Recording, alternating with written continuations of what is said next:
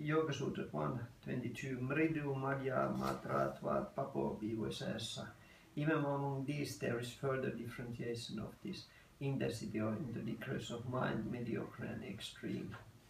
So this is that related to last sutra, that in order to achieve the goal yoga, one should be intense, one should make effort. And then this sutra speak about that little bit more, that there's also in intensity there's different degrees, and speed of success depends on the degree of commitment.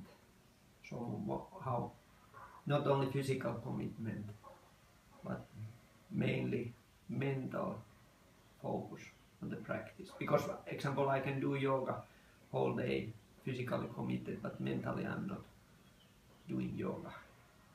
So it's more about that mental commitment, the goal of yoga.